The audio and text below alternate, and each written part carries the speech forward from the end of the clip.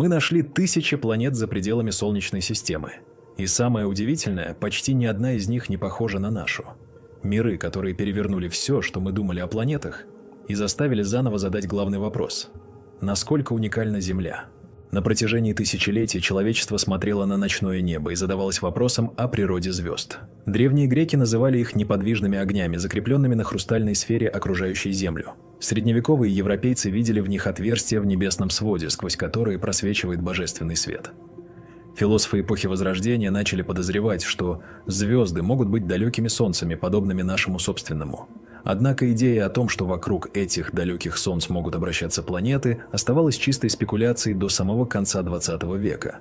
Отсутствие инструментов, способных обнаружить столь слабые объекты на столь огромных расстояниях, делало любые рассуждения о планетах у других звезд не более чем философскими упражнениями.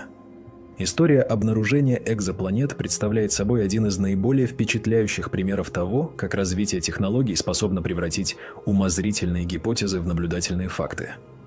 Путь от первых неуверенных предположений до каталогов, содержащих тысячи подтвержденных планет за пределами Солнечной системы, занял всего несколько десятилетий.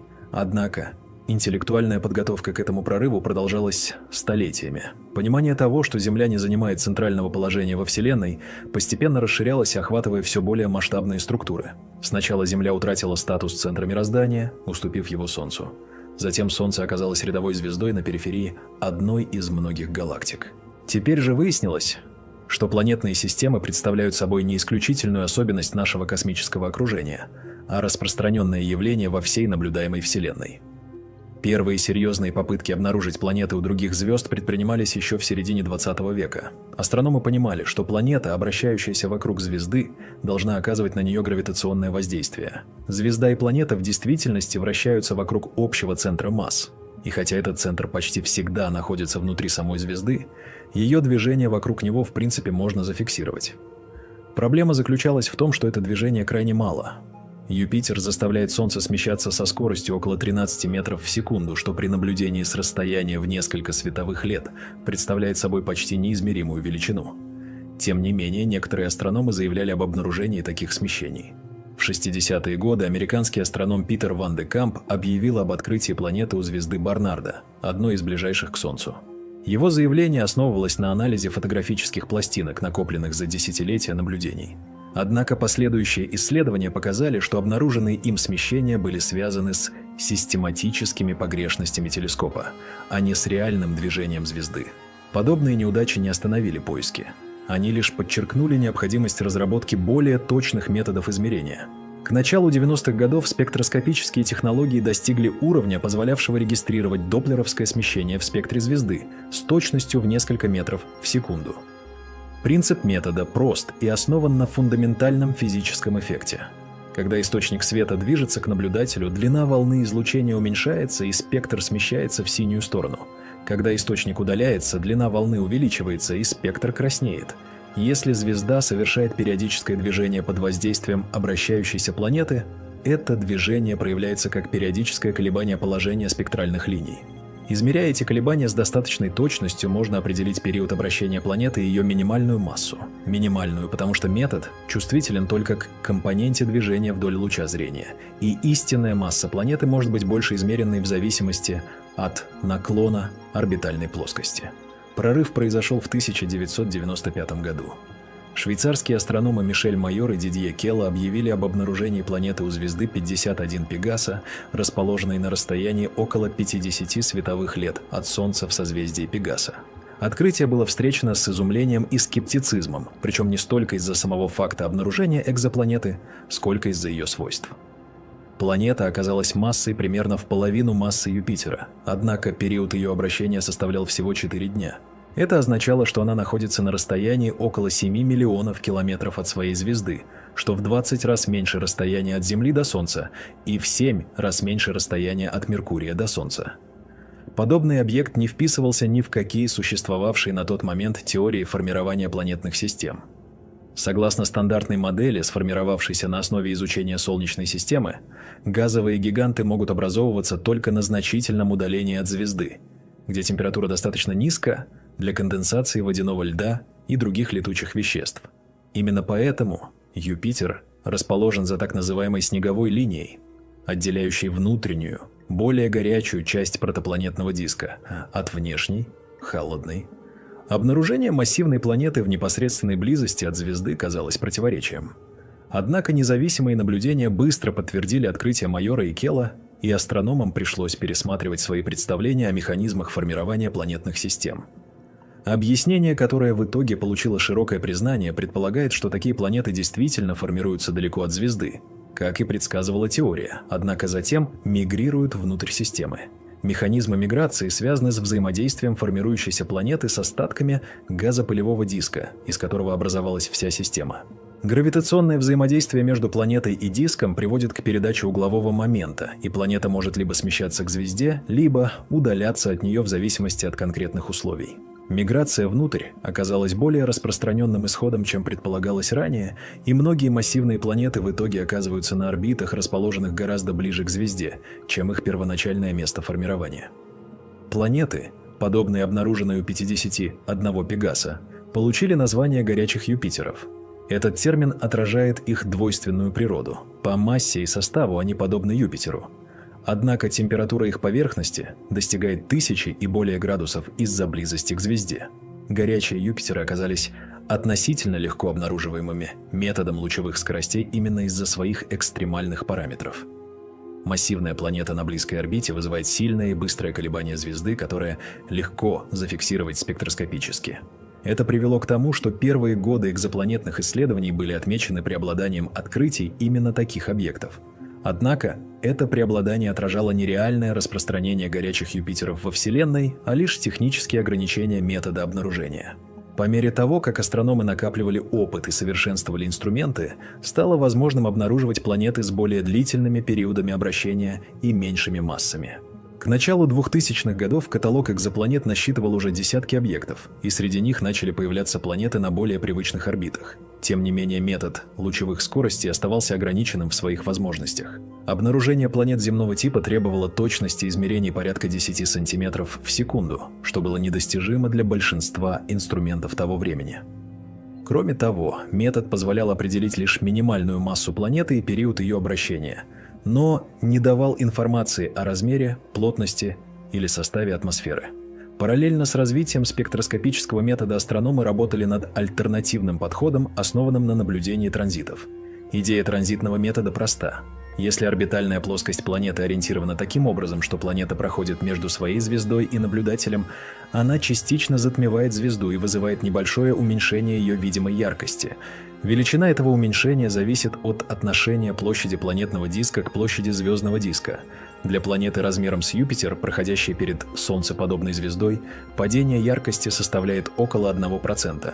Для планеты размером с Землю оно составляет лишь около 0,01%, что требует исключительно точных фотометрических измерений.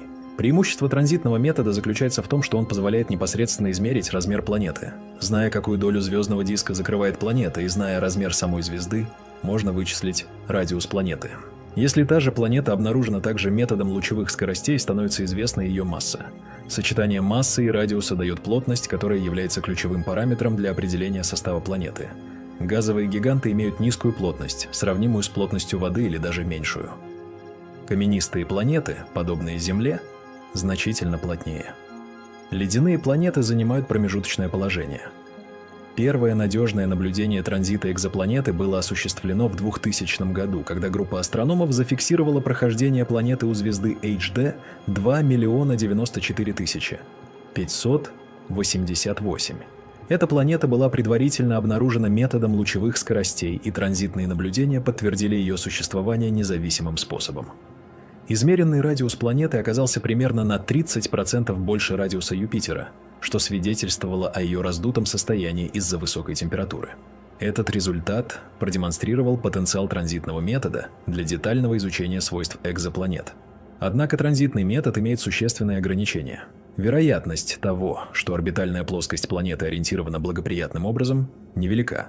Для планеты на орбите, подобной земной, вокруг солнцеподобной звезды эта вероятность составляет менее 1%.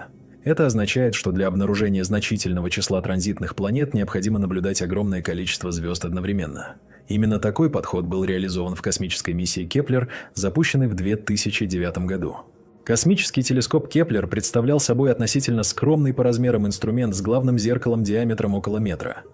Однако его уникальность заключалась не в размере, а в конструкции и программе наблюдений. Телескоп был оснащен крупнейшей на тот момент матрицей светочувствительных детекторов и направлен на одну фиксированную область неба в созвездиях Лебедя и Лиры. В поле его зрения находилось около 150 тысяч звезд, яркость каждой из которых непрерывно измерялась с интервалом в 30 минут. Миссия продолжалась 4 года в основной фазе и еще несколько лет в модифицированном режиме после частичного выхода из строя системы ориентации. Результаты миссии Кеплер превзошли самые оптимистичные ожидания. К моменту завершения обработки данных было подтверждено существование более 2700 планет и выявлено еще несколько тысяч кандидатов, ожидающих независимого подтверждения. Однако научное значение миссии определялось не столько числом открытий, сколько возможностью статистического анализа свойств планетных систем. Впервые астрономы получили выборку, достаточно большую для того, чтобы делать обоснованные выводы о распространенности различных типов планет во Вселенной. Одним из наиболее неожиданных результатов стало обнаружение огромного количества планет промежуточного размера, не имеющих аналогов в Солнечной системе. Планеты с радиусом от 1,5 до 4 земных, получившие название суперземель и мини-Нептунов, оказались исключительно распространенными. Многие звезды обладают несколькими такими планетами, выстроенными в компактные системы с периодами обращения от нескольких дней до нескольких месяцев. В Солнечной системе, между размером Земли и размером Нептуна, существует разрыв, и ни одна планета не занимает эту нишу. Однако во Вселенной в целом именно эта ниша оказалась наиболее заполненной. Природа суперземель и мини-Нептунов остается предметом активных исследований. Граница между этими двумя категориями проходит где-то в районе 1,5–2 земных радиусов. Планеты меньшего размера, вероятно, представляют собой увеличенные версии Земли, состоящие преимущественно из каменных пород и металлов. Планеты большего размера, по-видимому, обладают значительными газовыми оболочками, содержащими водород и гелий, хотя и не столь массивными, как у настоящих газовых гигантов. Однако промежуточные случаи трудно классифицировать однозначно. Планета радиусом в 2 Земли может оказаться как каменистой планетой с массивной водной оболочкой, так и мини-Нептуном с водородной атмосферой поверх относительно небольшого каменного ядра. Статистический анализ данных Кеплера позволил оценить частоту встречаемости различных типов планет у разных типов звезд. Для солнцеподобных звезд вероятность наличия хотя бы одной планеты земного размера в обитаемой зоне оценивается примерно в 10–20%. Обитаемая зона определяется как диапазон расстояния от звезды, в котором температурные условия допускают существование жидкой воды на поверхности планеты. Разумеется, наличие планеты в обитаемой зоне не гарантирует ее пригодности для жизни, однако само по себе это число свидетельствует о том, что потенциально обитаемые миры могут насчитываться миллиардами только в нашей галактике. Красные карлики, наиболее распространенный тип звезд в галактике, оказались еще более богаты планетами. Практически каждый красный карлик обладает по меньшей мере одной планетой, и многие из них имеют компактные системы из нескольких небольших планет. Обитаемые зоны красных карликов расположены значительно ближе к звезде, чем у солнцеподобных звезд, поскольку красные карлики существенно холоднее и менее яркие. Планета в обитаемой зоне красного карлика совершает оборот вокруг своей звезды за несколько земных дней или недель. Такая близость имеет важные последствия. Гравитационное воздействие звезды на близкую планету приводит к приливному захвату, при котором планета всегда обращена к звезде одной стороной. На одном полушарии такой планеты царит вечный день, на другом – вечная ночь. Последствия этого для климата и потенциальной обитаемости остаются предметом дискуссий. После успеха миссии Кеплер были запущены несколько новых космических телескопов, продолживших поиск экзопланет транзитным методом. Миссия ТЭСС, начавшая работу в 2018 году, сфокусирована на ярких звездах вблизи Солнечной системы. В отличие от Кеплера, наблюдавшего одну область неба, ТЭСС последовательно сканирует почти все небо. Цель миссии состоит в обнаружении планет у звезд, достаточно ярких для последующего детального изучения с помощью наземных и космических спектроскопов. К настоящему времени ТЭСС обнаружил несколько тысяч планетных кандидатов и сотни подтвержденных планет. Европейская миссия ЧЕОПС, запущенная в 2019 году, преследует иную цель. Этот телескоп не предназначен для массового поиска новых планет. Вместо этого он осуществляет прецизионные наблюдения транзитов уже известных планет, позволяя уточнить их радиусы с беспрецедентной точностью.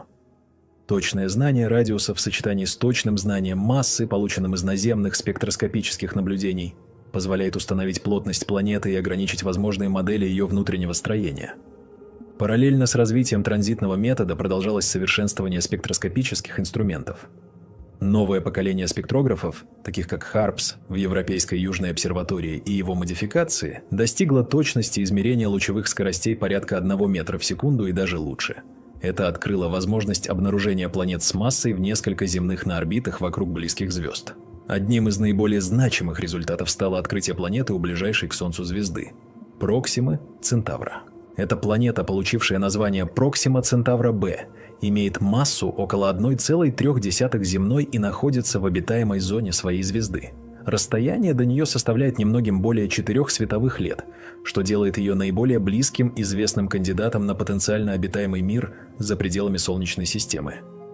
Проксима Центавра является красным карликом спектрального класса М, одной из наиболее холодных и маломассивных звезд.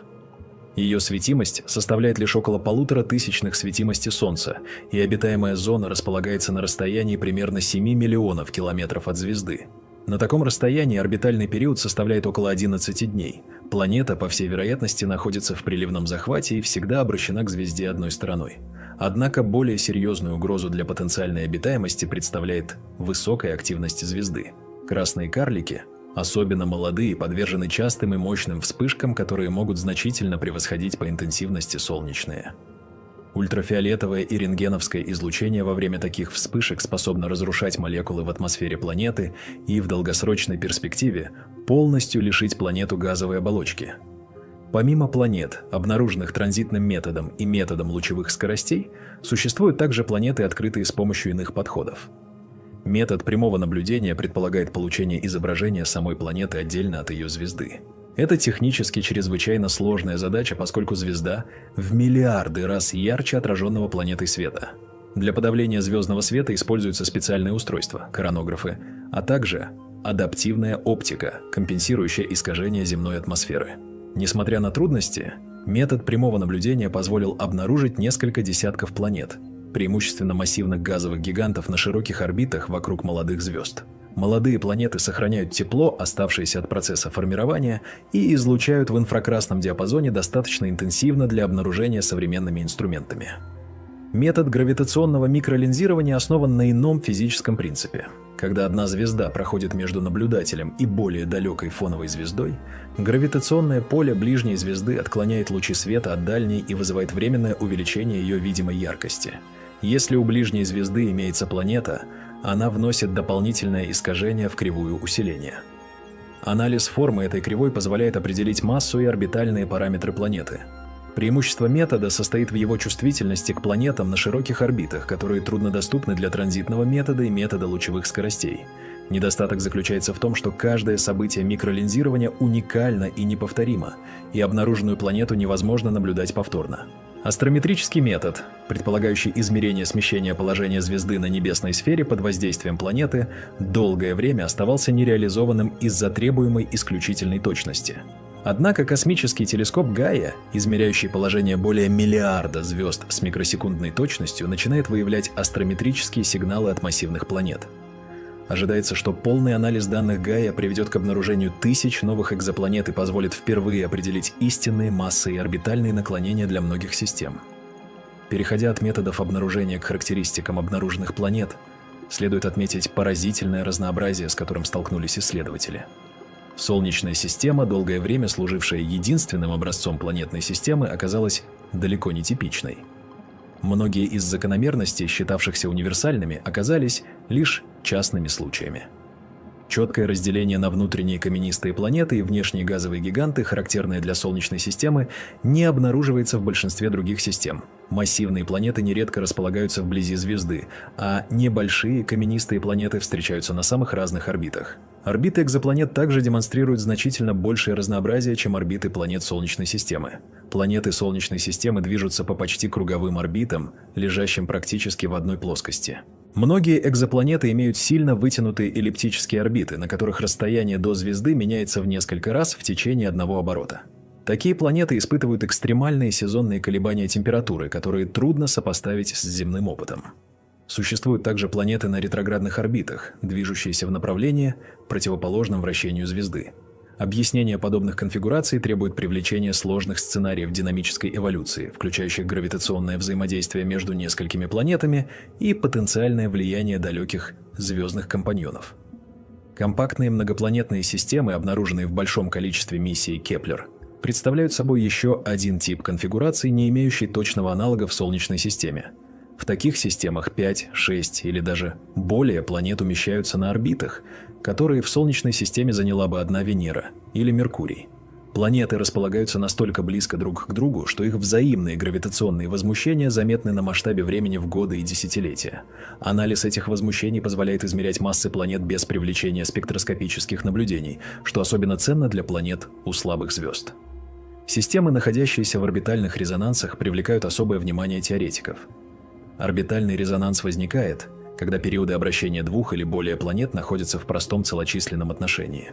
Например, если одна планета совершает 2 оборота за то время, которое другой планете требуется для одного оборота, говорят о резонансе 2 к 1. Резонансные конфигурации стабильны на протяжении длительных времен и, вероятно, формируются в процессе миграции планет сквозь газопылевой диск. Система Траппист-1, содержащая 7 планет размером с Землю вокруг красного карлика, демонстрирует цепочку резонансов, охватывающую всю систему. Периоды обращения соседних планет находятся в отношениях, близких к 8 к 5, 5 к 3, 3 к 2 и другим простым дробям. Такая архитектура указывает на спокойную динамическую историю системы, без масштабных гравитационных возмущений, которые разрушили бы резонансную цепочку.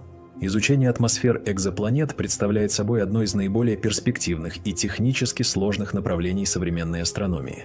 Для планет, проходящих по диску звезды, небольшая часть звездного света проникает сквозь верхние слои планетной атмосферы, прежде чем достигнуть наблюдателя. Атмосферные газы поглощают свет на определенных длинах волн, характерных для каждого химического элемента и соединения. Сравнивая спектр звезды во время транзита со спектром вне транзита, можно выявить спектральные признаки веществ, присутствующих в атмосфере планеты. Этот метод называется трансмиссионной спектроскопией. Первые успешные измерения атмосфер экзопланет были выполнены для горячих Юпитеров, обладающих протяженными атмосферами и создающих значительные спектральные сигналы. В атмосферах этих планет были обнаружены натрий, калий, водяной пар, метан, оксид углерода и другие соединения. Температуры на дневных сторонах горячих Юпитеров достигают 2-3 тысяч градусов, что приводит к образованию экзотических химических соединений и даже к испарению каменных пород с поверхности, если таковая вообще существует под толщей раскаленного газа. Космический телескоп Джеймса Уэбба, начавший работу в 2022 году, открыл новую эпоху в изучении атмосфер экзопланет. Его большое зеркало и инфракрасная чувствительность позволяют получать спектры существенно более детальные и охватывающие существенно больший диапазон длин волн, чем было возможно ранее. Одним из первых результатов стало обнаружение углекислого газа в атмосфере газового гиганта WASP-39b. Для небольших планет, подобных Земле, получение столь же детальных спектров остается значительно более сложной задачей из-за их меньших размеров и более компактных атмосфер.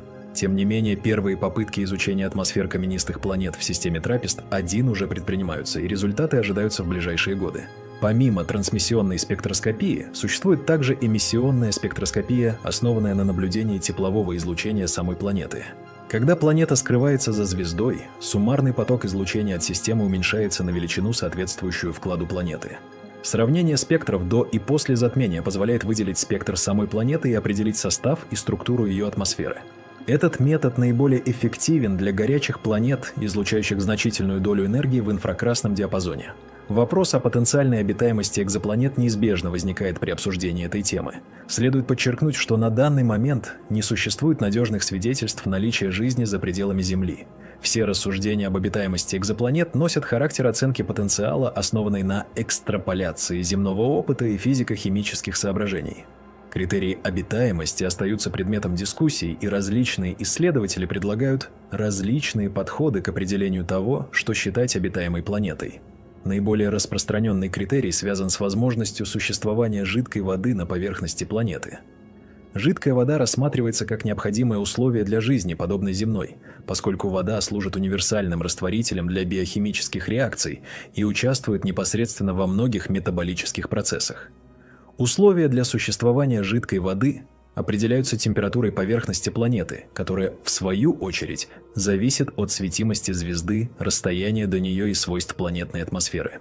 Обитаемая зона или зона Златовласки определяется как диапазон расстояний, в котором температурные условия допускают существование жидкой воды при наличии подходящей атмосферы. Границы обитаемой зоны зависят от множества предположений о свойствах планетной атмосферы. Внутренняя граница определяется так называемым убегающим парниковым эффектом, при котором нагревание поверхности приводит к испарению океанов, увеличению концентрации водяного пара в атмосфере и дальнейшему усилению парникового эффекта в положительной обратной связи. Венера, по-видимому, прошла через этот процесс в своей ранней истории. Внешняя граница определяется условиями, при которых даже максимально плотная углекислотная атмосфера не способна поддерживать температуру выше точки замерзания воды. Марс находится вблизи этой внешней границы для современного Солнца. Однако концепция обитаемой зоны имеет существенные ограничения. Она основана на предположении о жизни, зависящей от поверхностной жидкой воды, тогда как жидкая вода может существовать и в подповерхностных океанах, изолированных ледяной корой от космического пространства. Спутники внешних планет Солнечной системы, такие как Европа и Энцелад, демонстрируют признаки подобных океанов, несмотря на свое расположение далеко, за пределами традиционной обитаемой зоны. Источником тепла для поддержания жидкости в этих случаях служит не звездное излучение, а приливное разогревание, вызванное гравитационным взаимодействием с планетой-хозяином. Аналогичные механизмы могут действовать в экзопланетных системах, особенно в компактных многопланетных системах с сильными приливными взаимодействиями. Альтернативные биохимии, основанные на иных растворителях, таких как аммиак или метан, остаются предметом теоретических спекуляций. Физико-химические свойства этих веществ отличаются от свойств воды, и неясно, способны ли они поддерживать сложные самовоспроизводящиеся химические системы. Тем не менее, полное исключение таких возможностей было бы преждевременным, учитывая ограниченность нашего понимания происхождения и сущности жизни. Поиск биосигнатур в атмосферах экзопланет представляет собой следующий логический шаг после определения потенциально обитаемых целей. Биосигнатура определяется как наблюдаемый признак, который с высокой вероятностью указывает на присутствие жизни. Для Земли наиболее очевидной атмосферной биосигнатурой является высокая концентрация молекулярного кислорода. Кислород является химически активным газом и в отсутствие постоянного источника быстро расходуется в реакциях окисления. На Земле этим источником служит фотосинтез, осуществляемый растениями, водорослями и цианобактериями. Обнаружение значительных количеств кислорода в атмосфере экзопланеты указывало бы на возможное присутствие аналогичного биологического процесса. Однако интерпретация потенциальных биосигнатур сопряжена с многочисленными трудностями. Существуют абиотические процессы, способные производить кислород в значительных количествах. Фотолиз водяного пара под воздействием ультрафиолетового излучения звезды разлагает молекулы воды на водород и кислород. Легкий водород способен покидать атмосферу планеты, в то время как более тяжелый кислород накапливается. Этот процесс может быть особенно эффективен на планетах, находящихся вблизи активных звезд с интенсивным ультрафиолетовым излучением. Отличить биогенный кислород от абиогенного по одним лишь атмосферным спектрам может оказаться крайне затруднительно. Другие потенциальные биосигнатуры включают метан, закись азота, диметилсульфид и другие соединения, производимые живыми организмами на Земле. Особое значение имеет одновременное присутствие химически несовместимых соединений, таких как кислород и метан. Эти газы быстро реагируют друг с другом, и их совместное присутствие в значительных концентрациях указывает на постоянные источники обоих веществ, что трудно объяснить без привлечения биологии. Тем не менее, каждый отдельный случай потребует тщательного анализа с учетом всех доступных данных о планете и ее звезде. Технологические сигнатуры, указывающие на присутствие разумной цивилизации, представляют еще более интригующую, но и еще более спекулятивную область исследований. Теоретически, развитая цивилизация может изменять атмосферу своей планеты способами, не имеющими естественных аналогов. Например, искусственные парниковые газы с характерными спектральными признаками могут служить указанием на целенаправленное терраформирование. Крупномасштабные инженерные сооружения, такие как гипотетические сферы Дайсона, частично окружающие звезду для сбора ее энергии, могли бы быть обнаружены по аномальному инфракрасному избытку. Однако ни один из подобных признаков пока не был надежно идентифицирован, и все предложенные кандидаты получили более прозаические объяснения. Возвращаясь к вопросу о формировании планетных систем, следует подробнее рассмотреть современные представления об этом процессе. Планеты формируются из того же облака газа и пыли, из которого возникает сама звезда. Гравитационный коллапс молекулярного облака приводит к образованию быстро вращающегося сгустка, центральная часть которого становится протозвездой, а периферийная сплющивается в диск. Этот протопланетный диск состоит преимущественно из водорода и гелия, однако содержит также около 1–2% более тяжелых элементов в форме пыли и льдов. Процесс формирования планеты с диска можно условно разделить на несколько стадий. На первой стадии мельчайшие пылинки сталкиваются друг с другом и слипаются, образуя все более крупные агрегаты. Этот процесс относительно хорошо понят для частиц размером до нескольких сантиметров. Дальнейший рост сталкивается с теоретической проблемой, известной как метровый барьер. Тела размером около метра имеют тенденцию разрушаться при столкновениях, а не слипаться. И кроме того, быстро мигрируют к звезде из-за аэродинамического сопротивления газа диска. Преодоление метрового барьера, вероятно, связано с локальными концентрациями твердого вещества, возникающими благодаря нестабильностям в газовом диске. В областях повышенной плотности пыли гравитационное взаимодействие между частицами становится существенным, и может происходить непосредственное гравитационное сжатие с образованием тел километрового размера, называемых планетоземалями. Планетоземали достаточно массивны для того, чтобы эффективно удерживаться друг около друга гравитацией, и дальнейший рост происходит путем столкновений и слияний. На стадии олигархического роста несколько наиболее массивных тел в каждой области диска начинают доминировать и поглощать окружающие планетоземали. Эти тела, называемые планетными эмбрионами, достигают массы порядка массы Луны или Марса. Дальнейшая эволюция зависит от местоположения в диске. Во внутренней части диска, где температура слишком высока для конденсации льдов, планетные эмбрионы формируются из каменистых и металлических материалов и в итоге сливаются в каменистые планеты земного типа. Этот процесс занимает десятки и сотни миллионов лет и сопровождается масштабными столкновениями, одно из которых, вероятно, привело к образованию Луны. За снеговой линией, где температура достаточно низка для существования водяного льда, твердого вещества значительно больше, и планетные эмбрионы достигают более значительных масс. Когда масса эмбриона превышает несколько земных, он начинает эффективно аккрецировать газ из окружающего диска. Начавшись, этот процесс нарастает лавинообразно, и формирующаяся планета быстро набирает массу, превращаясь в газовый гигант. Юпитер и Сатурн, по всей вероятности, сформировались именно таким образом. Уран и Нептун, возможно, представляют неудавшиеся газовые гиганты, которые не успели аккрецировать достаточно газа до рассеяния диска. Временные рамки этих процессов критически важны для понимания архитектуры планетных систем. Газовый диск существует относительно недолго, порядка нескольких миллионов лет, после чего рассеивается под воздействием звездного излучения и ветра. Формирование газовых гигантов должно завершиться до рассеяния диска. Каменистые планеты могут продолжать формироваться и после этого, поскольку не зависят от присутствия газа. Миграция планет, упомянутая ранее в контексте горячих Юпитеров, играет ключевую роль в определении окончательной архитектуры системы. Взаимодействие формирующейся планеты с газом диска приводит к обмену угловым моментом и изменению орбиты. Направление и скорость миграции зависят от массы планеты, структуры диска и других факторов. Более того, несколько планет в одном диске влияют друг на друга, и их совместная эволюция может приводить к сложным орбитальным конфигурациям. Гипотеза Ниццы, предложенная в начале 2000-х годов, описывает возможную позднюю перестройку внешней Солнечной системы, произошедшую спустя несколько сотен миллионов лет после формирования. Согласно этой гипотезе, первоначально все 4 гигантские планеты располагались ближе к Солнцу и ближе друг к другу, а за орбитой Нептуна находился массивный диск планетоземалей.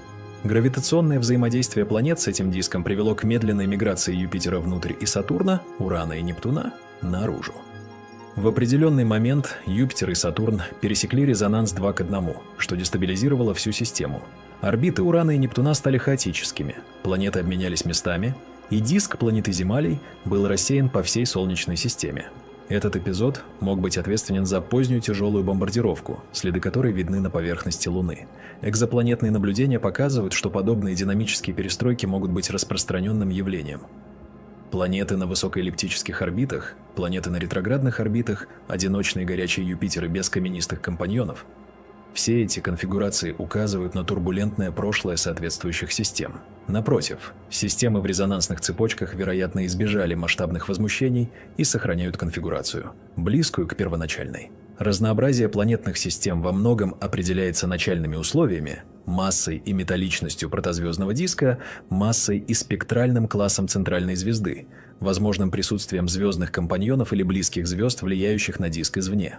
Статистический анализ показывает, что планеты несколько чаще встречаются у звезд с повышенным содержанием тяжелых элементов, хотя эта корреляция наиболее выражена для газовых гигантов и слабее для небольших планет. Звезды в двойных системах также способны обладать планетами, хотя динамическая среда в таких системах более сложна и стабильные орбиты существуют лишь в ограниченных областях. Переходя к рассмотрению конкретных экзопланет и экзопланетных систем, заслуживающих особого внимания, следует начать с системы ТРАППИСТ-1, уже упоминавшейся ранее. Эта система расположена на расстоянии около 40 световых лет от Солнца в созвездии Водолея. Центральная звезда – очень холодный и маломассивный красный карлик, масса которого составляет около 9% солнечной, а светимость – менее 0,01 солнечной. Вокруг этой звезды обращаются 7 планет размером близким к земному, все 7 из которых были обнаружены транзитным методом. Расположение планет исключительно компактно. Внутренняя планета ТРАППИСТ-1b совершает оборот за 1,5 дня на расстоянии около 1,5 миллионов километров от звезды.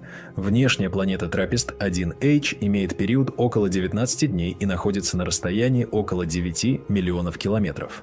Для сравнения, Меркурий обращается вокруг Солнца с периодом 88 дней на расстоянии около 58 миллионов километров.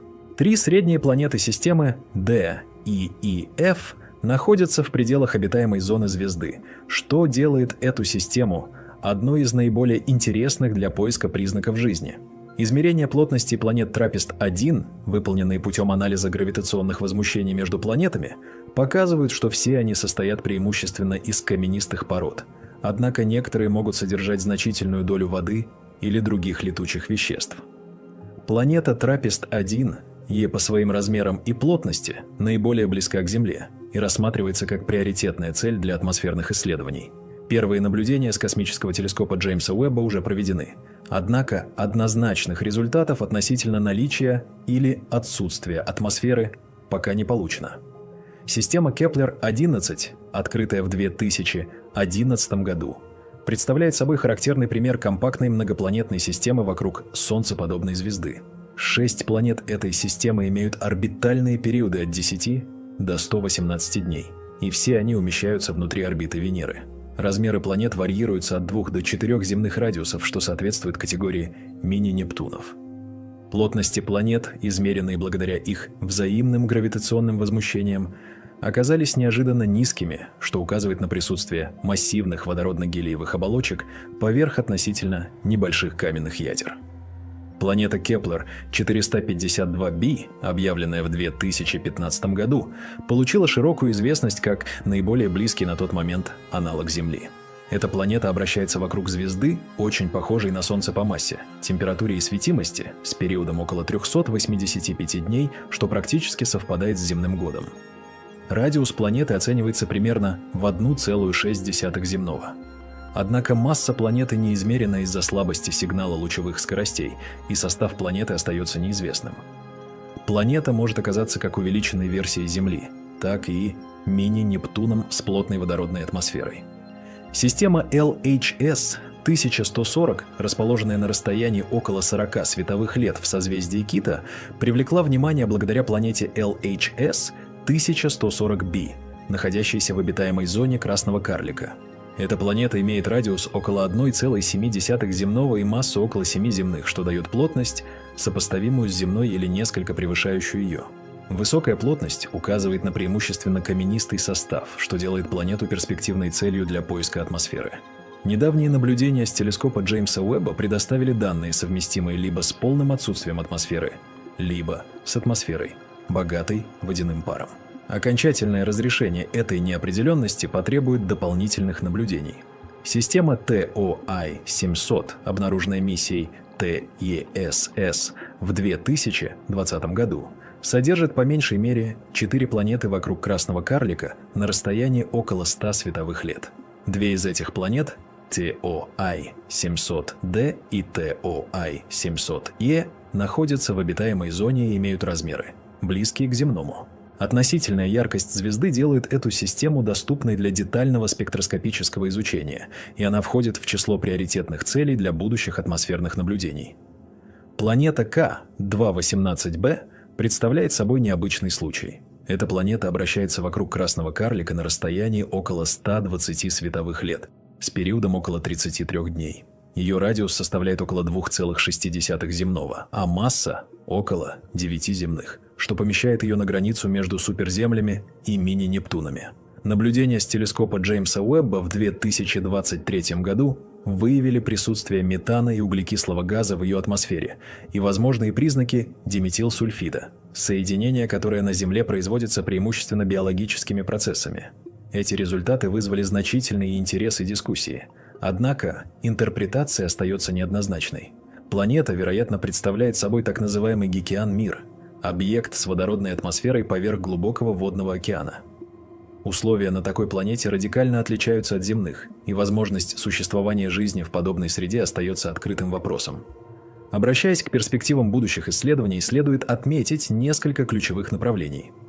Продолжение работы миссии ТЭСС и начало работы европейской миссии Плато, запуск которой запланирован на вторую половину 20-х годов, обеспечат обнаружение новых планетных кандидатов, включая планеты земного размера в обитаемых зонах солнцеподобных звезд. Плато специально оптимизирован для этой задачи и будет наблюдать более яркие звезды в течение более длительных периодов, чем его предшественники. Наземные телескопы нового поколения, включая европейский чрезвычайно большой телескоп с зеркалом диаметром 39 метров, 30-метровый телескоп и гигантский Магелланов телескоп, предоставят беспрецедентные возможности для спектроскопии атмосфер экзопланет. Эти инструменты смогут обнаруживать атмосферные признаки у планет, недоступных для современных телескопов, и значительно расширят выборку изученных объектов. Космические миссии, посвященные прямому наблюдению экзопланет, находятся на различных стадиях разработки и рассмотрения. Проект Habitable Worlds Observatory, рассматриваемый НАСА как потенциальная флагманская миссия на 30-е и 40-е годы, предполагает создание космического телескопа с коронографом, способным получать изображения из спектра каменистых планет в обитаемых зонах ближайших солнцеподобных звезд. Технические сложности этой задачи огромны. Однако, успешная реализация позволила бы непосредственно искать признаки жизни в атмосферах потенциально обитаемых миров. Размышляя о месте Земли в контексте экзопланетного разнообразия, полезно представить, как наша планета выглядела бы для внешнего наблюдателя.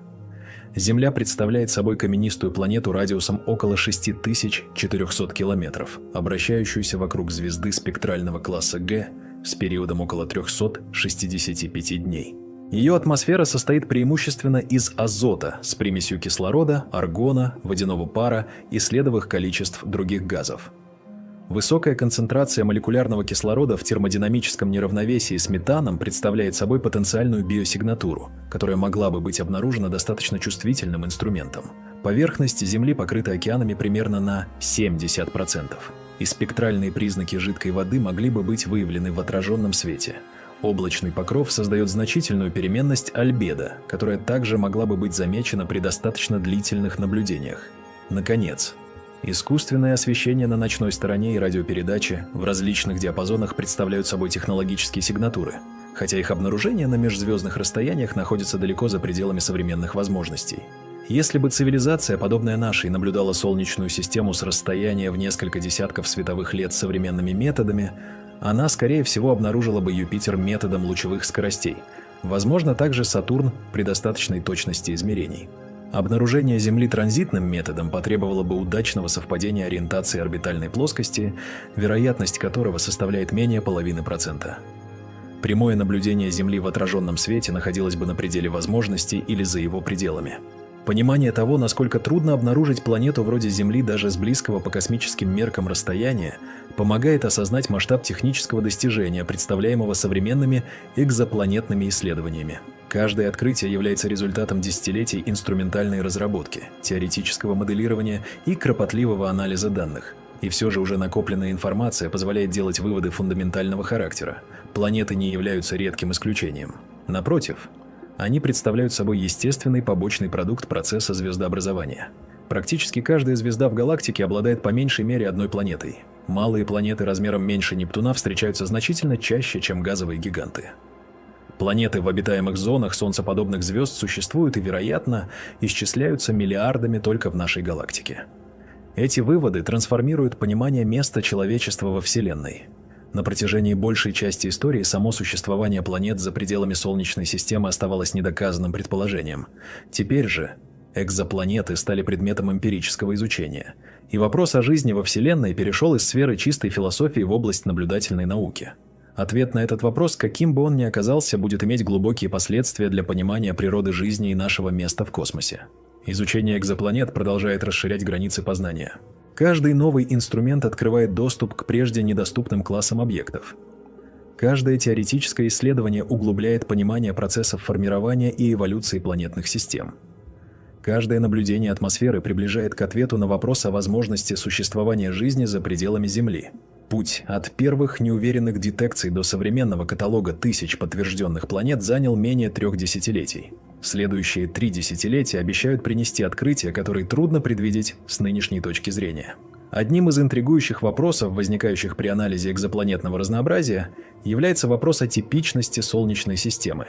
На первый взгляд, Солнечная система кажется нетипичной. У нас нет горячего Юпитера, нет суперземли или мини-Нептуна на внутренней орбите. Планеты расположены относительно далеко друг от друга и от звезды по сравнению со многими известными системами. Однако эта кажущаяся нетипичность может частично объясняться наблюдательными эффектами. Методы обнаружения экзопланет наиболее чувствительны к планетам на близких орбитах. Транзитный метод требует многократного наблюдения транзитов для надежного подтверждения, что означает преимущественное обнаружение планет с короткими периодами. Метод лучевых скоростей чувствительнее к массивным планетам на близких орбитах, вызывающим наибольшие колебания звезды. Планетные системы, подобные Солнечной, с каменистыми планетами во внутренней части и газовыми гигантами во внешней, труднее всего обнаружить существующими методами. Юпитер с его 12-летним орбитальным периодом и скромным влиянием на Солнце едва поддается обнаружению даже у близких звезд. Земля практически невидима для всех методов, кроме транзитного при благоприятной ориентации орбиты. По мере накопления данных и совершенствования инструментов картина постепенно уточняется. Миссия Гайа обещает выявить газовые гиганты на широких орбитах вокруг тысяч звезд. Длительные программы мониторинга лучевых скоростей начинают обнаруживать аналоги Юпитера у ближайших звезд. Возможно, через 1-2 десятилетия станет ясно, что системы солнечного типа не так уж редки, а нынешнее преобладание горячих Юпитеров и компактных систем в каталогах отражает лишь специфику используемых методов. С другой стороны, определенные отличия Солнечной системы от большинства известных систем представляются реальными. Отсутствие планет внутри орбиты Меркурия контрастирует с компактными многопланетными системами, в которых несколько планет умещаются внутри этого расстояния. Причины этого различия остаются предметом исследований. Возможно, миграция Юпитера в ранней истории Солнечной системы очистила внутреннюю область от твердого материала и предотвратила формирование там планет. Возможно, планеты формировались, но были впоследствии разрушены или поглощены Солнцем. Возможно, начальные условия в протопланетном диске Солнечной системы отличались от типичных. Однозначный ответ пока не получен. Вопрос о формировании Луны связан с более широким вопросом о роли крупных столкновений в истории планет земной группы. Согласно наиболее распространенной гипотезе, Луна образовалась в результате столкновения молодой Земли с телом размером примерно с Марс около 4,5 миллиардов лет назад. Выброшенный при столкновении материал собрался в диск вокруг Земли и затем сконденсировался в Луну. Насколько типичны подобные столкновения для каменистых планет в целом, остается неизвестным. Возможно, крупные естественные спутники, подобные Луне, относительно редки, а возможно, они формируются у значительной доли каменистых планет. Наличие Луны имеет определенное значение для условий на Земле. Лунные приливы оказывают влияние на океаны и, предположительно, на эволюцию жизни в прибрежных зонах. Луна стабилизирует наклон земной оси, предотвращая хаотические колебания, которые могли бы приводить к экстремальным климатическим изменениям. Однако, абсолютная необходимость этих факторов для возникновения и развития жизни не доказана, и планеты без крупных спутников могут оказаться столь же обитаемыми. Взаимодействие между астробиологией и экзопланетными исследованиями становится все более тесным. Астробиология занимается изучением происхождения, эволюции, распространения и будущего жизни во Вселенной. Экзопланетные наблюдения предоставляют контекст для астробиологических исследований, показывая разнообразие условий, в которых могла бы развиваться жизнь. Астробиология, в свою очередь, направляет экзопланетные исследования, указывая на критерии отбора целей и интерпретации наблюдений. Происхождение жизни на Земле остается одной из величайших нерешенных проблем науки. Известно, что жизнь появилась относительно быстро по геологическим меркам, не более чем через несколько сотен миллионов лет после формирования планеты. Это может указывать либо на высокую вероятность возникновения жизни при подходящих условиях, либо на исключительное везение Земли. Различить эти альтернативы на основе единственного примера невозможно. Обнаружение независимо возникшей жизни на другой планете радикально изменило бы ситуацию, показав, что происхождение жизни является распространенным явлением. Переход от простейших форм жизни к сложным многоклеточным организмам занял на Земле около 3 миллиардов лет. Большую часть истории жизни на Земле планета была населена исключительно микроорганизмами. Кембрийский взрыв, ознаменовавший появление крупных многоклеточных животных, произошел лишь около 540 миллионов лет назад. Возникновение разумной жизни произошло еще позже и, возможно, было сопряжено с многочисленными случайностями. Даже если примитивная жизнь широко распространена во Вселенной, разумная жизнь может оставаться исключительно редкой. Парадокс Ферми формулирует это соображение в форме вопроса. Если разумная жизнь распространена во Вселенной, почему мы не наблюдаем ее признаков? Предлагались многочисленные разрешения этого парадокса, от гипотезы о редкости разумной жизни до предположений о самоуничтожении цивилизаций. От идеи о технологической сингулярности, делающей развитые цивилизации невидимыми, до гипотезы зоопарка, согласно которой мы сознательно изолированы внешними наблюдателями. Ни одно из этих объяснений не может быть ни подтверждено, ни опровергнуто на основе имеющихся данных. Систематический поиск биосигнатур и технологических сигнатур в атмосферах экзопланет представляет собой наиболее перспективный путь к прояснению этого вопроса. Следует также отметить растущую роль вычислительных методов в экзопланетных исследованиях. Анализ данных транзитных миссий требует обработки огромных массивов информации и выявления слабых периодических сигналов на фоне шума. Машинное обучение все шире применяется для идентификации планетных кандидатов и отсеивания ложных срабатываний. Моделирование атмосфер экзопланет требует решения сложных уравнений переноса излучения с учетом химических реакций и динамики газов. Численное моделирование формирования планетных систем воспроизводит гравитационные и гидродинамические процессы в протопланетных дисках. Развитие вычислительных мощностей позволяет проводить все более детальные симуляции и сравнивать их результаты с наблюдениями. Согласование моделей с данными дает возможность ограничивать параметры планетных атмосфер и внутреннего строения, а также проверять гипотезы о процессах формирования и эволюции планетных систем. Взаимодействие между теоретическим моделированием и наблюдательными данными становится все более плодотворным по мере того, как обе стороны достигают сопоставимого уровня детализации. Химический состав экзопланетных атмосфер представляет собой окно в историю формирования и эволюции этих миров. Соотношение различных элементов в атмосфере отражает условия, в которых планета формировалась, а также процессы, происходившие на протяжении миллиардов лет ее существования. Углерод и кислород являются ключевыми элементами для понимания химии планетных атмосфер. Отношение углерода к кислороду определяет, какие молекулы будут преобладать в химическом равновесии.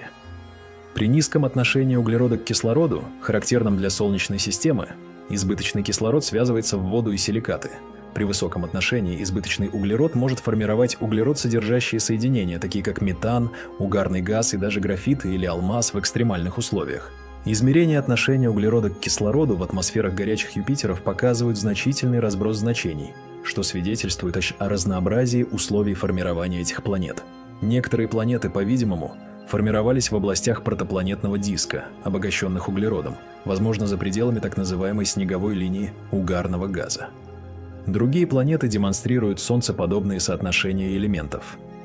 Понимание этих закономерностей требует детального моделирования химии протопланетных дисков и процессов аккреции. Вода занимает особое место среди молекул, обнаруживаемых в атмосферах экзопланет. Водяной пар был зафиксирован в атмосферах многих горячих Юпитеров и нескольких более холодных планет. Однако интерпретация наблюдений не всегда однозначна. Облака и дымки в атмосферах могут маскировать спектральные признаки воды, создавая впечатление ее отсутствия даже в случаях, когда она присутствует в значительных количествах. Высотное распределение облаков зависит от множества факторов, включая температурный профиль атмосферы, содержание конденсируемых веществ и интенсивность вертикального перемешивания. Облака на экзопланетах могут состоять из веществ, совершенно непривычных по земным меркам. На горячих Юпитерах с температурами в 1000 градусов конденсироваться могут силикатные породы, оксиды железа и алюминия, даже корунд, минерал, из которого состоят рубины и сапфиры. На более холодных планетах облака могут формироваться из сульфида цинка, хлорида калия или различных органических соединений. Состав облака влияет на отражательную способность планеты, ее температурный режим и наблюдаемый спектр.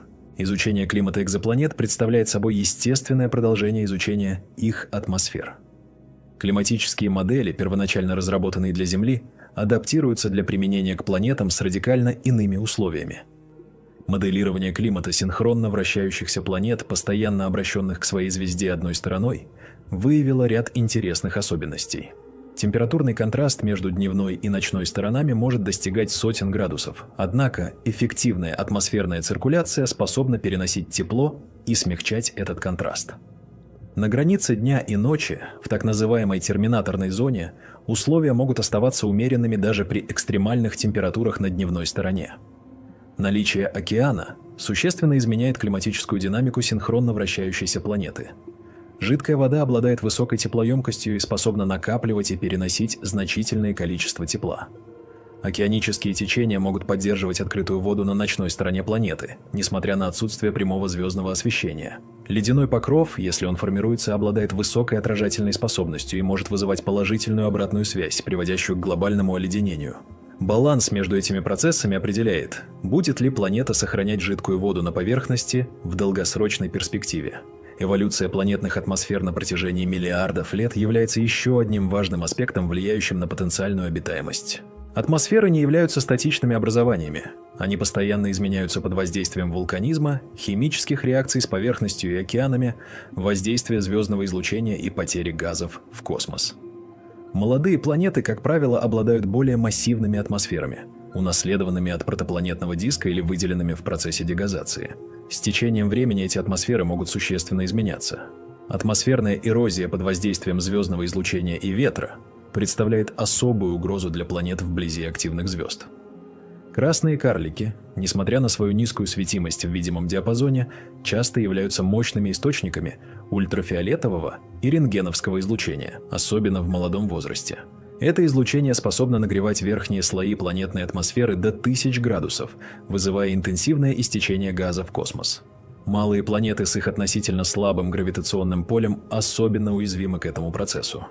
Вопрос о том, способны ли планеты в обитаемых зонах красных карликов сохранять свои атмосферы на протяжении миллиардов лет, остается открытым и активно исследуется. Магнитное поле планеты может обеспечивать определенную защиту от звездного ветра и ускоренных частиц. Земное магнитное поле отклоняет большую часть солнечного ветра, предотвращая его прямое взаимодействие с атмосферой. Однако наличие и напряженность магнитного поля экзопланет практически невозможно измерить существующими методами. Теоретические модели связывают генерацию магнитного поля с конвекцией в жидком металлическом ядре планеты, которая, в свою очередь, зависит от размера, состава и термической истории планеты. Некоторые планеты, вероятно, обладают сильными магнитными полями, сравнимыми с земным или превосходящими его, тогда как другие могут быть практически лишены магнитной защиты. Геологическая активность планеты также имеет значение для ее долгосрочной обитаемости. Тектоника плит на Земле играет важную роль в углеродном цикле, регулирующем концентрацию углекислого газа в атмосфере и, соответственно, температуру поверхности. Субдукция океанической коры переносит карбонаты в мантию, а вулканизм возвращает углекислый газ в атмосферу. Этот цикл действует как термостат, стабилизирующий климат на протяжении геологических времен. Вопрос о том, является ли тектоника плит типичной для каменистых планет или представляет собой особенность Земли, остается дискуссионным. Размер планеты, состав мантии, наличие воды и другие факторы могут влиять на геодинамический режим. Суперземли, более массивные, чем Земля, но менее массивные, чем Нептун, представляют особый интерес в контексте геологической активности. С одной стороны, более высокая гравитация и давление в мантии могут затруднять субдукцию плит. С другой стороны, более интенсивный радиоактивный разогрев может поддерживать активную конвекцию в мантии. Моделирование показывает, что различные сценарии возможны в зависимости от конкретных параметров планеты, и однозначных предсказаний сделать нельзя. Возвращаясь к наблюдательным перспективам, следует подробнее рассмотреть метод прямого наблюдения, который в ближайшие десятилетия может стать основным инструментом изучения потенциально обитаемых экзопланет. Ключевая трудность прямого наблюдения заключается в колоссальном контрасте яркости между звездой и планетой. Земля примерно в 10 миллиардов раз слабее Солнца в видимом диапазоне и примерно в 10 миллионов раз слабее в среднем инфракрасном диапазоне. Подавить столь интенсивное рассеянное звездное излучение, чтобы увидеть слабый свет планеты, технически чрезвычайно сложно. Коронографы представляют собой устройства, блокирующие свет центральной звезды и позволяющие наблюдать ее окрестности.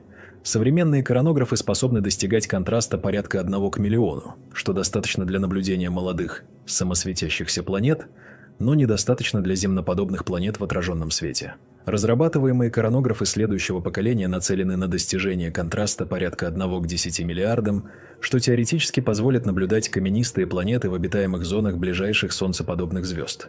Альтернативный подход предполагает использование звездных затенителей отдельных космических аппаратов, располагающихся на большом расстоянии перед телескопом и создающих искусственную тень, в которой находится телескоп. Звездный затенитель блокирует свет звезды, позволяя телескопу наблюдать ее окрестности без рассеянного света. Этот подход имеет определенные преимущества перед внутренними коронографами, однако требует прецизионного управления положением 2 космических аппаратов на расстоянии в десятки тысяч километров друг от друга. Интерферометрия представляет еще один путь к высокому угловому разрешению, необходимому для разделения изображений звезды и планеты. Интерферометр объединяет свет от нескольких телескопов, создавая эффективную апертуру, равную расстоянию между ними. Космический интерферометр с базой в несколько сотен метров или километров мог бы достичь углового разрешения, достаточного для изучения планетных систем ближайших звезд в деталях. Однако технические сложности создания и эксплуатации космического интерферометра остаются значительными, и конкретных проектов такого рода в настоящее время нет в стадии активной разработки.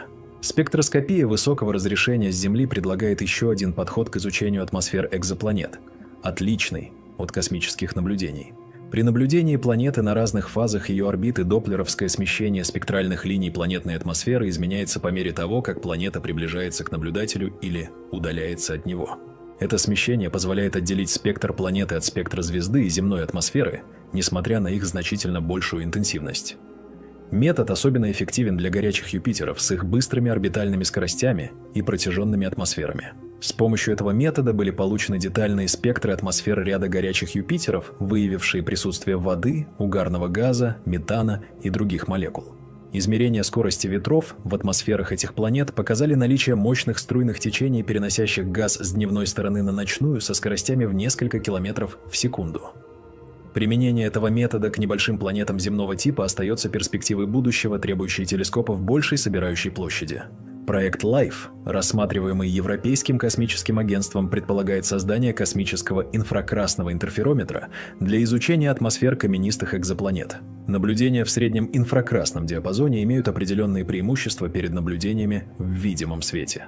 Контраст между звездой и планетой в инфракрасном диапазоне более благоприятен, поскольку планета излучает значительную долю своей тепловой энергии на этих длинных волн. Кроме того, многие важные молекулы, включая озон, углекислый газ и метан, имеют характерные спектральные признаки в среднем инфракрасном диапазоне. Озон является косвенным индикатором кислорода и рассматривается как потенциальная биосигнатура. Временные рамки реализации подобных проектов измеряются десятилетиями. Habitable Worlds Observatory, если он будет одобрен, может начать работу не ранее конца 30-х или начала 40-х годов. Проект LIFE находится на еще более ранней стадии рассмотрения. Тем не менее, уже сейчас ведется технологическая подготовка, разрабатываются и тестируются ключевые компоненты, формируется научное обоснование миссий. Каждое поколение космических телескопов закладывает основу для следующего, и прогресс, достигнутый с Хабблом, Кеплером и Джеймсом Уэббом, обеспечивает платформу для еще более амбициозных проектов. Обращаясь к более отдаленным перспективам, можно задаться вопросом о возможности межзвездных путешествий и непосредственного исследования экзопланет. Расстояние между звездами колоссально по любым земным меркам. Ближайшая звезда, Проксима Центавра, находится на расстоянии около 4 световых лет. Путешествие со скоростью самого быстрого из созданных человечеством космических аппаратов, Voyager 1, заняло бы около 70 тысяч лет. Очевидно, что для практического межзвездного путешествия необходимы принципиально иные технологии. Проект Breakthrough Starshot, финансируемый частным образом, исследует концепцию межзвездного зонда на основе лазерного паруса. Идея состоит в том, чтобы разогнать миниатюрный зонд массой в несколько граммов до скорости порядка 20% скорости света с помощью мощного наземного лазерного массива. При такой скорости путешествие до Проксимы Центавра заняло бы около 20 лет, плюс еще 4 года на передачу данных обратно на Землю. Технические вызовы этого проекта огромны, включая создание достаточно мощного лазера, разработку материала паруса, способного выдержать интенсивное излучение, и проектирование зонда, способного собрать и передать полезную информацию при пролете мимо цели на огромной скорости. Даже в случае успеха такая миссия предоставила бы лишь краткий взгляд на систему Проксимы Центавра при пролете.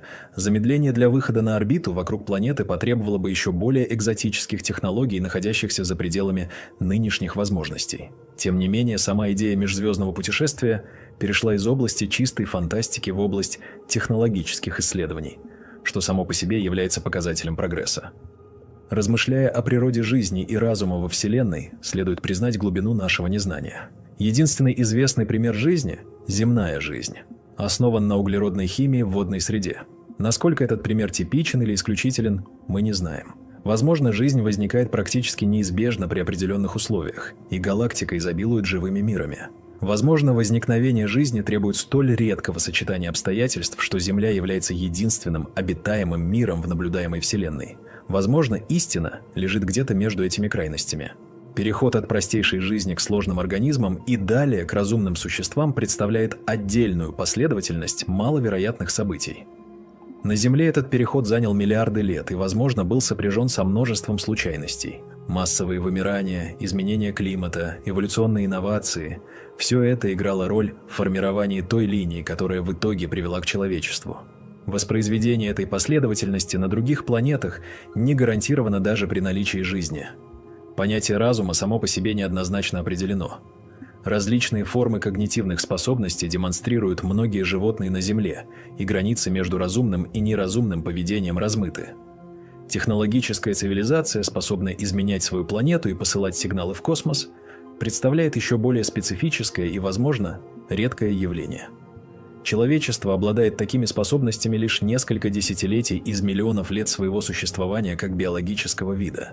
Долгосрочная судьба технологических цивилизаций неизвестна. Человечество сталкивается с рядом экзистенциальных рисков, включая ядерную войну, изменение климата, пандемии и потенциальные опасности, связанные с развитием искусственного интеллекта.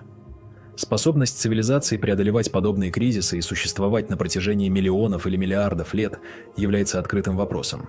Если большинство цивилизаций уничтожает себя вскоре после достижения технологической зрелости, это могло бы объяснить отсутствие наблюдаемых признаков внеземного разума. С другой стороны, если хотя бы некоторые цивилизации преодолевают начальные кризисы и продолжают развиваться, их технологические возможности со временем должны становиться все более впечатляющими. Цивилизация, существующая миллионы лет, могла бы осуществлять проекты, которые мы сегодня можем лишь вообразить. Терраформирование планет, перемещение звезд, создание искусственных структур планетарного или звездного масштаба. Отсутствие наблюдаемых признаков подобной деятельности может указывать либо на редкость долгоживущих цивилизаций, либо на их незаинтересованность в крупномасштабном преобразовании окружающей среды, либо на ограниченность наших наблюдательных возможностей. Экзопланетные исследования представляют собой лишь часть более широкой программы изучения Вселенной и места человечества в ней. Космология описывает происхождение и эволюцию Вселенной в целом. Астрофизика изучает формирование и эволюцию звезд и галактик. Планетология исследует Солнечную систему во всех ее аспектах. Астробиология рассматривает возможность жизни в различных космических условиях. Экзопланетология, выделившаяся в отдельную дисциплину лишь в последние десятилетия, связывает все эти области, сосредоточиваясь на мирах, которые могли бы быть похожи на Землю или радикально от нее отличаться. Прогресс в этой области за последние 30 лет был поразительным. От полного отсутствия подтвержденных экзопланет до каталога, насчитывающего более 5000 объектов. От теоретических спекуляций о составе атмосфер до непосредственных измерений с помощью космических телескопов. От общих оценок частоты встречаемости планет до детальных статистических распределений по размерам, массам и орбитальным параметрам. Каждое открытие порождает новые вопросы, и область продолжает динамично развиваться.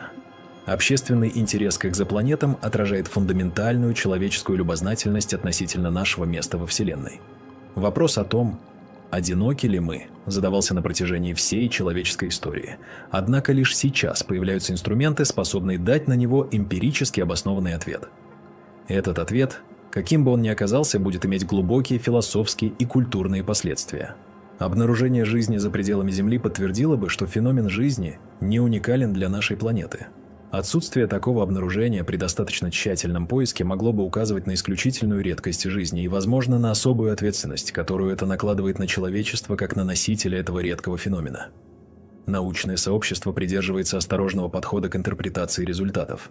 Заявления об обнаружении биосигнатур или технологических сигнатур подвергаются тщательной проверке, и альтернативные абиотические объяснения всегда рассматриваются в первую очередь. Этот консерватизм оправдан значимостью вопроса. Ошибочное заявление об обнаружении внеземной жизни имело бы серьезные последствия для доверия к науке. Тем не менее, отсутствие поспешных заявлений не означает отсутствие энтузиазма. Исследователи продолжают разрабатывать новые методы, строить новые инструменты и анализировать данные с надеждой на прорывные открытия. Образовательный аспект экзопланетных исследований также заслуживает внимания. Тема планет у других звезд естественным образом привлекает молодых людей к науке, демонстрируя возможность изучения ранее недоступных объектов и отвечая на вопросы, которые волновали человечество на протяжении всей его истории.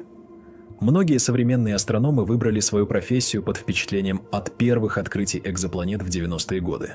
Следующее поколение исследователей растет в мире, где существование экзопланет является установленным фактом, и вопрос состоит не в том, есть ли они, а в том, каковы они и есть ли на них жизнь. Международный характер экзопланетных исследований отражает природу современной науки как глобального предприятия. Космические миссии разрабатываются и реализуются космическими агентствами различных стран, часто в сотрудничестве. Наземные обсерватории расположены на всех континентах, и данные свободно распространяются между исследовательскими группами. Научные результаты публикуются в международных журналах и обсуждаются на конференциях, собирающих участников со всего мира. Эта открытость и сотрудничество являются неотъемлемыми чертами современной астрономии. Технологические инновации, порожденные экзопланетными исследованиями, находят применение и в других областях. Детекторы и спектрографы, разработанные для обнаружения слабых сигналов от далеких планет, применяются в медицинской диагностике и промышленном контроле. Методы обработки данных, созданные для анализа массивов транзитных наблюдений, используются в финансовом анализе и мониторинге окружающей среды. Космические технологии, отработанные на астрономических миссиях, внедряются в телекоммуникационных и навигационных спутниках. Таким образом, инвестиции в фундаментальную науку приносят практическую отдачу, выходящую далеко за пределы первоначальных исследовательских целей. Подводя промежуточные итоги, следует констатировать, что изучение экзопланет находится на переломном этапе. Первоначальная фаза обнаружения, когда каждая новая планета была событием, сменилась фазой систематического каталогизирования, когда счет идет на тысячи. Теперь наступает фаза детальной характеризации, когда главной целью становится не обнаружение планет, а понимание их природы. Переход от вопроса «существуют ли экзопланеты» через вопрос «сколько их и какие они» к вопросу «есть ли на них жизнь» представляет естественную эволюцию научной программы. Ответ на последний вопрос, вероятно, не будет получен в ближайшие годы. Даже с самыми оптимистичными предположениями о техническом прогрессе надежное обнаружение биосигнатур потребует наблюдений множества планет с высоким отношением сигнала к шуму и тщательного анализа всех возможных альтернативных объяснений. Возможно, первые интригующие намеки появятся в ближайшие десятилетия, однако их подтверждение и интерпретация займет значительно больше времени. Научное сообщество готово к этому долгому пути, понимая, что конечный результат будет иметь непреходящее значение для понимания природы жизни и места человечества во Вселенной. Мы живем в эпоху, когда ответы на древнейшие вопросы человечества о существовании других миров перестали быть предметом чистой философии и стали предметом наблюдательной науки. Телескопы, направленные на далекие звезды, обнаруживают планеты, подобные нашей и не похожие на нее. Спектроскопы анализируют свет, прошедший сквозь атмосферы этих планет, выявляя присутствие воды, углекислого газа и других веществ. Модели воссоздают климат миров, освещенных красными карликами или обращающихся вокруг двойных звезд. Статистические анализы показывают, что планеты не исключение, а правило, и что миллиарды потенциально обитаемых миров существуют только в нашей галактике. Путь от первого обнаруженного горячего Юпитера у 51 Пегаса до современного понимания разнообразия планетных систем занял менее 3 десятилетий. Следующие 3 десятилетия обещают еще более глубокие открытия. Космические телескопы следующего поколения смогут непосредственно фотографировать каменистые планеты в обитаемых зонах ближайших звезд. Спектры этих планет покажут состав их атмосфер и, возможно, выявят химические признаки жизни. Наземные гигантские телескопы дополнят космические наблюдения, обеспечивая беспрецедентное спектральное разрешение. История научного познания учит, что крупнейшие открытия часто оказываются неожиданными. Открытие горячих Юпитеров опровергло представление о том, как должны выглядеть планетные системы. Обнаружение суперземель и мини-Нептунов выявило класс планет, отсутствующий в Солнечной системе. Возможно, будущие наблюдения преподнесут еще более удивительные сюрпризы. Планеты, существующие в условиях, которые мы сегодня считаем невозможными, формы жизни, основанные на неизвестных нам биохимических процессах, или свидетельство деятельности разумных цивилизаций, которые мы пока не умеем распознавать. Сохранение открытости к неожиданному при одновременном применении строгих научных стандартов представляет собой вызов, с которым сталкивается каждое поколение исследователей. Экзопланетология, как молодая и быстро развивающаяся дисциплина, демонстрирует способность научного сообщества адаптироваться к новым данным и пересматривать устоявшиеся представления. Теории, которые еще несколько десятилетий назад считались надежно установленными, были существенно переработаны в свете наблюдательных результатов. Новые теории разрабатываются с учетом всего разнообразия известных планетных систем, а не только Солнечной системы как единственного образца. Человечество на протяжении своей истории последовательно расширяло горизонты познания. От осознания того, что Земля – планета, к пониманию того, что Солнце – одна из многих звезд, к открытию галактик за пределами Млечного Пути, к обнаружению ускоряющегося расширения Вселенной. Каждый шаг этого пути показывал, что Вселенная больше, сложнее и удивительнее, чем предполагалось ранее. Открытие экзопланет вписывается в эту последовательность, демонстрируя, что феномен планет не локализован вокруг нашего Солнца, а распространен по всей галактике и, вероятно, по всей Вселенной. Следующий шаг – обнаружение жизни за пределами Земли – был бы одним из величайших открытий в истории человечества. Он показал бы, что жизнь как феномен не является случайной особенностью одной планеты, а представляет собой закономерный результат химической эволюции при определенных условиях. Последствия такого открытия для философии, религии и культуры трудно переоценить. Удна. Независимо от того, будет ли внеземная жизнь обнаружена в ближайшие десятилетия или нет, сам факт того, что мы впервые в истории обладаем инструментами для ее поиска, представляет собой знаменательное достижение. Наблюдая ночное небо, мы видим те же звезды, что видели наши предки тысячелетия назад. Однако наше понимание природы этих светящихся точек радикально изменилось. Мы знаем, что это далекие Солнца, каждое со своей историей формирования и эволюции. Мы знаем, что вокруг многих из них обращаются планеты. Скалистые миры, газовые гиганты, водные миры, миры, залитые лавой, миры, покрытые льдом. Мы начинаем узнавать состав атмосфер некоторых из этих миров. И мы задаемся вопросом, есть ли там кто-то, кто смотрит в свою сторону ночного неба и задается тем же вопросом о нас. Этот вопрос, древний как человеческое сознание, сегодня переходит из области философских спекуляций в область эмпирического исследования. Телескопы становятся все более мощными, методы анализа все более чувствительными, понимание все более глубоким. Каждый год приносит новые открытия, уточняющие и расширяющие нашу картину Вселенной. История экзопланетных исследований еще далека от завершения, и ее самые важные главы, вероятно, еще впереди.